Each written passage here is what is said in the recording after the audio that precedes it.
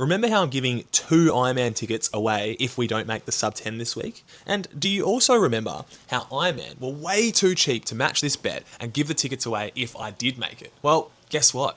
I've got you covered. Because my nutrition sponsor, Metriq Fuel, has said to me, screw Ironman, let's give these tickets away if you do make it. So now, next week, no matter what, we are giving away 1 Ironman and 1 70.3 Ironman ticket to one of you guys, or to 2 of you guys rather, no matter what, even if we do go sub 10 this Sunday. So make sure you're following, and a huge, massive thank you to Metriq Fuel for joining this bet. Now, speaking of fuel, I am about to show you absolutely everything that I'm going to consume on race day this coming Sunday. So on Friday and Saturday, I will be doing a 2-day carb load. Friday, I will be doing 900 grams of carbs, and Saturday we'll be reducing that slightly to 800 to 850. In the morning, on Sunday morning, I'll have about 150 to 200 grams of carbs, and now we'll get stuck into the race.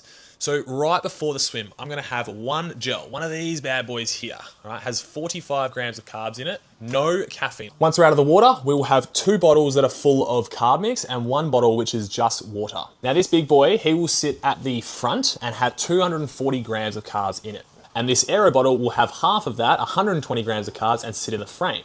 Both bottles will have a ratio of 7:5 glucose to fructose, and I'm aiming to consume 120 grams per hour. Now, without getting too complicated, glucose is absorbed into your body faster, so you can access it more easy. So you want to utilize this energy pathway as much as you can. But your body can only absorb about 60 to 70 grams of glucose per hour. So when you're fueling on the bike at 100 grams plus, you need to include some fructose, and that's why I've got the 7:5 ratio. This is slightly different on the run, which I'll talk about soon. So as I said, I'm using Metriq Fuel. To get that 7:5 ratio, I'm using a blend of Metriq Fuel Pro and Metriq Fuel Pure. And then I'm also adding 3 grams of sodium throughout the bottles. On top of the 360 grams of carbs in the bottles, I will be taking 2 of these normal gels that do not have caffeine in it. Each one has 45 grams of carbs, and 3 of these caffeinated gels, which are the same as these, but have 130 milligrams of caffeine. So when you total everything up on the bike, that's 585 grams of carbs, 5.5 grams of sodium, and 390 milligrams of caffeine. Because it's much harder to consume that amount of carbohydrates during the run,